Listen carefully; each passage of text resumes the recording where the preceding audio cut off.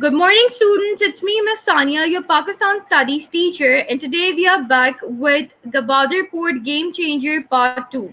As you all know that we have discussed in the previous slide about Gwadar Port Part 1.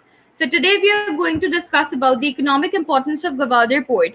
When I talk about the term economic, then it includes development, progress of the country, money, revenue, and how you are contributing, or how you can say that how you are turning to be beneficial for Pakistan. And yes, you can see a question mark over here, and then you can see multiple people in this question mark. It means economics is also related to the earning perspective of people and the job opportunities as well. So we are going to discuss about all of these things in Gwadar Port in context of economic importance. But before moving forward, hurry up, grab your notebook along with pencil and pen and start noting the important pointers. Now, the first point, it can act as shortest trade route to China, which you're already familiar with, which I've already explained you in the previous slide. Pakistan can earn a lot of foreign exchange through transit free and improve the foreign exchange reserves. It means that with import and export with the other countries, it can improve the foreign exchange as well. And yes, all of these points are discussed in CPEC, China Pakistan Economic Corridor, and it has also been discussed about that which opportunities China is providing to Pakistan.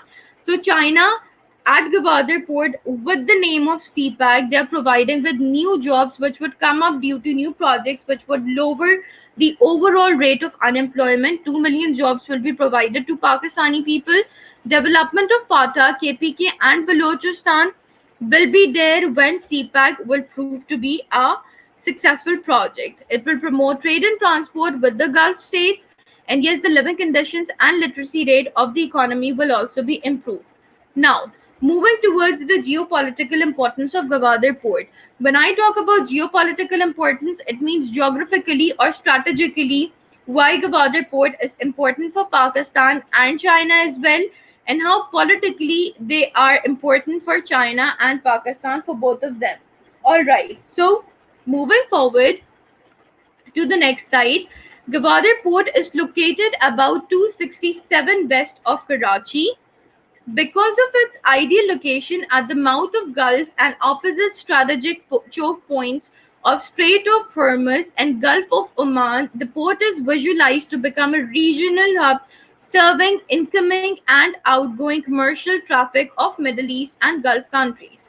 Well, you can see in the previous slide that the location of Gwadar Port is in the center, and all of the Gulf countries were in the surroundings, so automatically it is the center location which can provide opportunities and positive outcome out of it to the other countries. The new port of Gwadar will supplement Karachi port and Port Qasim. It will attract transit and transshipment trade from over 20 countries, including Sri Lanka, Bangladesh, Oman, UAE, Saudi Arabia, Qatar, Iraq, and Iran. These countries may open their warehouses in Gwadar for export of goods and storing of imported goods for later shipment to their countries. Now, when I talk about Gwadar, then I've already explained you that that is the central location. So it will supplement Karachi port and Port Qasim. And you can see that all of those countries which are listed over here, that is the Gulf countries which are in the surroundings of Gwadar port.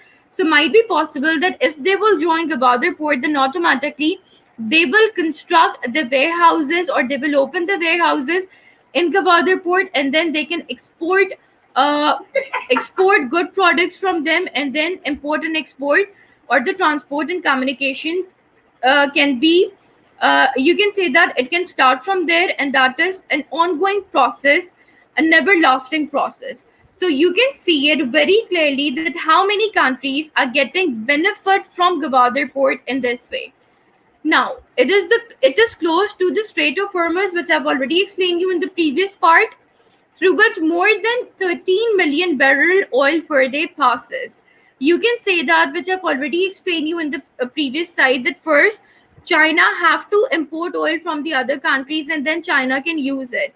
But if we are going through Gwadar port, then it is only occupying 10 days, and in 10 days you can reach to your final destination. So you can say that there are 13 million barrel oil per day which passes from Gwadar port.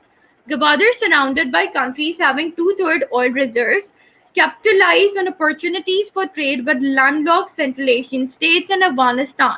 The relation with neighboring and regional countries can be improved and offers natural protection against weather. So you can say that it is already you are improving the conditions of all of those neighboring countries which are in surrounding. You are getting protected against the weather conditions as well. So you can see that how many opportunities or how many advantages Gwadar port is providing not only to Pakistan and China but the other countries in the surrounding as well. Gwadar port, located in proximity of Arabian Gulf and Central Asian Republic, provided unique opportunity to serve both.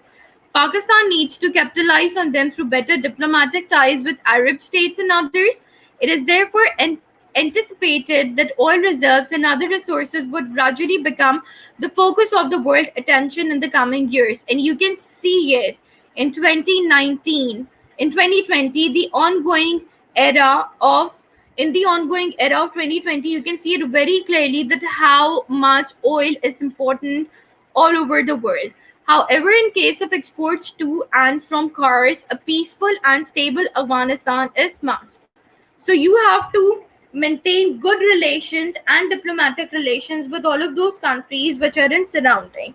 Diplomacy means that you're developing positive relations, you are getting benefit from them, and you're providing them with benefits. All right. The port will also help in promoting trade with Gulf state, processing 63% of the world's oil reserves, and will prove instrumental in promoting transshipments essentially of container, uh, con- containerized cargo, besides unlocking the development potentials for hinterland. Now, when we talk about 63%, it means that 63% of the world's oil reserve it will be providing if this project will be successful. The most important factor that makes Gwadar port strategically unique is the location with respect to other major ports in the region, which are all located on the other side of the seaport. You can see it is located on the left side. Gwadar port, which I've already explained in the previous slide, Gwadar port being towards north can easily provide services and facilities to Kars, Afghanistan, and China. Because Gwadar port is in the center, so you can see that it can provide services to all of those countries which are into its neighbor. All right. So it is hoped that China Pakistan plan to make Gwadar an energy corridor by constructing the oil refinery abandoned in 2009 will be revived, then automatically it will be revived. All right, so you can see it very clearly over here. This is the Arabian Sea, this is the Gwadar port, and this is China. All of those neighboring countries which are coming in surrounding of Gwadar port, it will be beneficial for all of them. If this project is a successful project in Pakistan, if it proves to be a successful one. So countries interested in CPAC, China-Pakistan Economic Corridor. First of all, the country which is interested in it is Oman. Oman, the next door neighbor, is likely to profit most from this project by capitalizing on trade from China and the scars. Therefore, Oman's government is taking a lot of interest in project. One more thing, keep in mind, first Gwadar port belongs to the government of Oman. Omani government have the control over it, and then later on it was given to Pakistan, right?